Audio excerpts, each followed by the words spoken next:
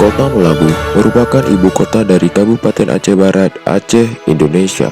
Kota ini terletak sekitar 245 km tenggara kota Banda Aceh di Pulau Sumatera.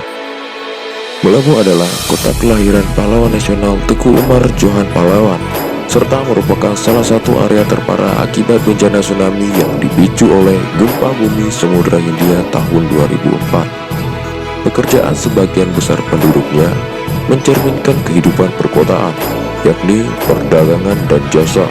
Melabu memiliki tempat wisata ikonik dan beragam. Salah satunya yang paling tersohor adalah Masjid Agung Baitul Makmur.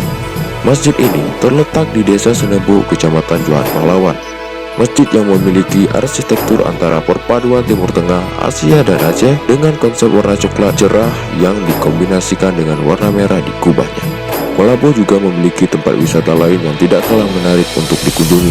Di antaranya adalah wisata sejarah Kupiah Muketok dan Makam Teguh Umar, Pantai Batu Putih, Pantai Lobubon, dan masih banyak lagi wisata menarik lainnya. Melabu juga memiliki minuman yang ikonik, yaitu kopi kub. Kopi tubruk khas Melabu yang disajikan secara terbalik. Cara meminumnya dengan ditiup terlebih dahulu, lalu diseruput menggunakan sedotan. Dari sektor kemaritiman, Melabu memiliki Pelabuhan Jeti.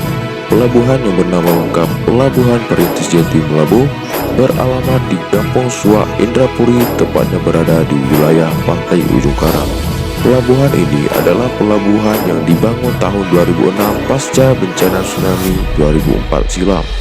Berada tidak jauh dari pusat kota Melabu, yaitu sekitar 2 km. Tanah area pelabuhan memiliki luas 3.513 meter persegi.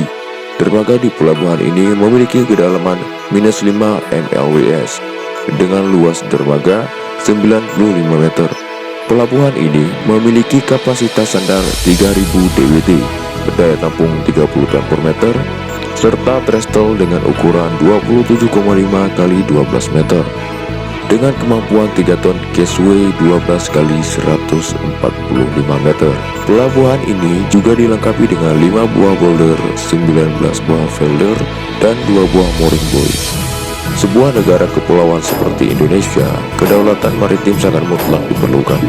Para pendahulu kita telah mengajarkan bahwa kekuatan militer laut dan keamanan sarana dan prasarana serta manajemen baik dari pemerintah adalah kunci bagi sebuah negara untuk menyongsong kedaulatan maritim dengan memanfaatkan seluruh potensinya untuk kemakmuran rakyat seperti yang diamanahkan Undang-Undang Dasar 1945.